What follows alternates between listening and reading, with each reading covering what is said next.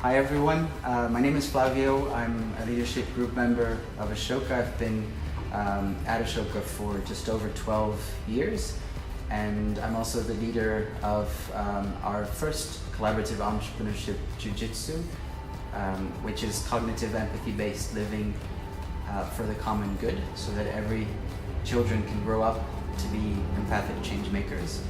And I'm here, I wanted to share a bit of the learning experience and the trajectory of at least the last 6 years, working with several different partners in Brazil, but also throughout Latin America, to try and break into the big game, as we call it, which in other words means to build this movement of changing the way in which children and young people grow up, so that they grow up to be empathic change makers that are powerful, that can contribute to a world that is increasingly more complex and with more and more accelerated change. And to do this, to break into the big game, it means not only that we as an organization had to do and are doing things very differently from how we used to do it, but it also means that it changed in many ways the nature of the relationships that we have and we've been building with our fellows, with several of our partners, and also as a team. So the first thing that we've learned to break into the big game is the need to partner with what we call Jujitsu partners. So the term Jujitsu partners has to do with the fact that we're trying to apply the minimum effort in very surgical and strategic spots so that we get the maximum impact. So it's the idea of leveraging, of having partners that can really leverage this impact so that we can play in this big game.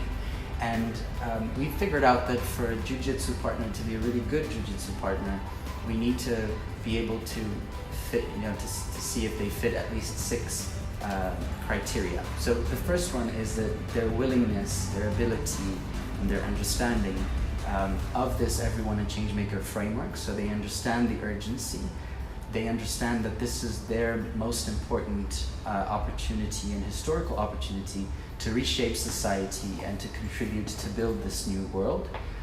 The second one is that they have the power. So they have a movement power, a market power. So that means that they are big enough that they can influence their sectors, that they can influence society. It also means that they have political arms and media arms, so that they are connected to other partners into an ecosystem that makes them more powerful. The fourth one is that they can multiply each other. So in other words, that by Jiu-Jitsu partners connecting with other Jiu-Jitsu partners, they further reinforce each other and the impact becomes more and more exponential.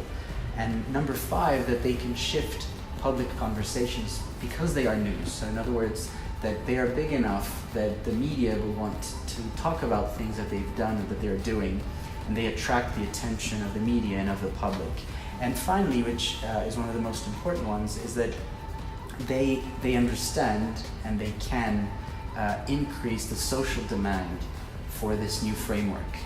And this is very important because what we're talking about, and essentially the Jiu-Jitsu strategy and the idea of playing big, is not that you raise people's consciousness about wanting this individually or even as small groups, but that you work with the partners that they themselves have the power to shift and to change social demand. So this is important because there's an element of desire here that is critical. So we want people to change their behavior. So in other words, we want mothers to choose the school of their kids based on whether or not this school will help them become empathic change makers. We want governments to define their policies and how they work based also on this principle.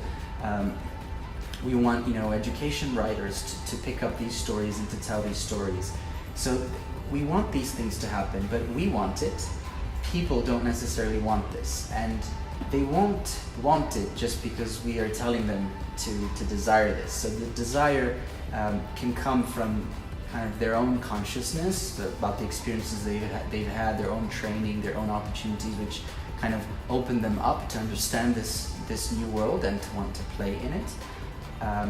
But this is a minority. and it's the minority that we see as co-leaders, as kind of the early adopters that are kind of pioneering the movement. But we want to go beyond just the pioneers, and we want this to be mass. We want this to be spread so that it's so that everybody wants this, because then it starts changing the systems.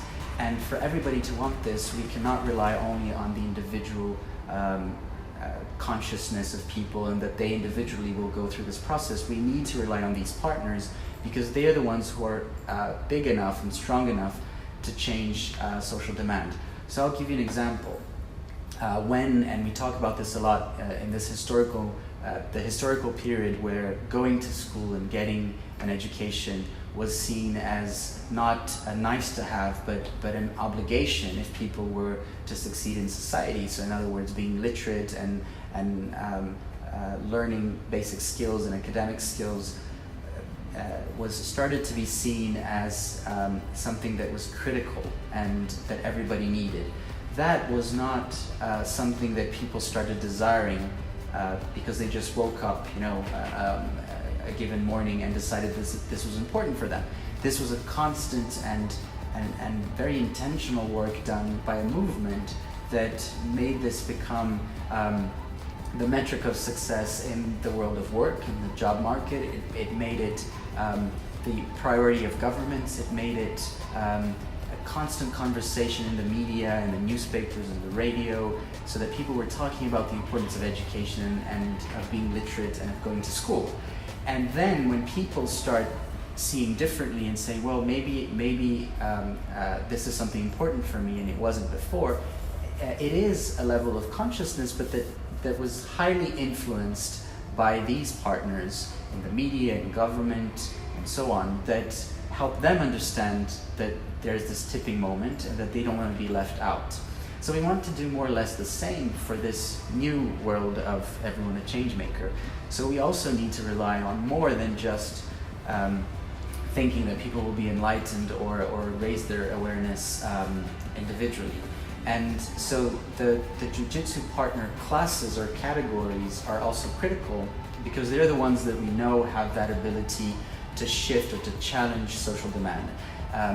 The first one is of governments themselves, so not just ministers, but secretaries of education, other government entities that play a critical role in how young people grow up, but also schools of education and universities, so the ones that are responsible for training the next generation of teachers, because we need teachers to be trained completely differently from how they've been trained.